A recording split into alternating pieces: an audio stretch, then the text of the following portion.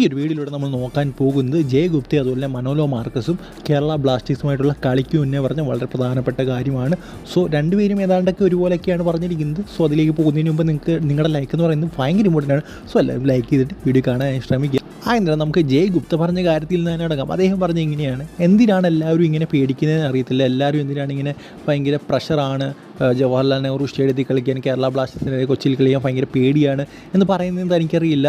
ഈ ഒരു ക്രൗഡിനെയൊക്കെ അല്ലെങ്കിൽ ഈ ഒരു ടൈപ്പ് ഓഫ് മാച്ചൊക്കെ നമ്മൾ എൻജോയ് ചെയ്യുകയാണ് ചെയ്യേണ്ടതെന്നാണ് ജയ ഗുപ്ത പറയേണ്ടത്. ഉറപ്പായിട്ടും എനിക്കറിയാം നല്ല ഫാൻസാണ്, അവർ നല്ല രീതിയിൽ ബ്ലാസ്റ്റേഴ്സ് സപ്പോർട്ട് ചെയ്യും.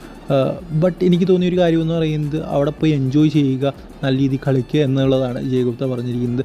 സോ അദ്ദേഹത്തിൻ്റെ ഒരു മെൻറ്റാലിറ്റി അതാണ്. നമുക്കറിയാം അദ്ദേഹം ഫോറിനിൽ നിന്ന് വന്നൊരു പ്ലെയറാണ്. സോ ആ ഒരു രീതിയിലുള്ള എല്ലാ ഇതും അദ്ദേഹത്തിന് കിട്ടും. അതായത് എങ്ങനെ ക്രൗഡിന് വേണ്ടി കളിക്കണം, എങ്ങനെ അല്ലാതെ. സോ അതൊക്കെ അദ്ദേഹത്തിന് അറിയാം. സോ ആ ഒരു കാര്യം തന്നെയാണ് ജയ ഗുപ്ത പറഞ്ഞിരിക്കുന്നത്. സോ പ്രഷർ അതിൻ്റെ പ്ലേയേഴ്സിനോട് തന്നെ അദ്ദേഹം പറഞ്ഞൊരു കാര്യമായിരിക്കും ഇത്.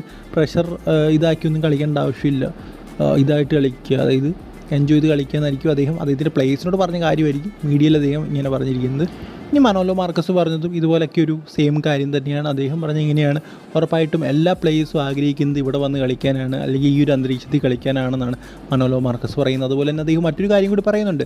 അതായത് കഴിഞ്ഞ സീസണിലെ കളി നോക്കുകയാണെങ്കിൽ ഞങ്ങൾ ഫസ്റ്റ് ഹാഫിൽ ലീഡ് എടുത്തു, സെക്കൻഡ് ഹാഫിലാണ് ഞങ്ങൾ പരാജയപ്പെടുന്നത്.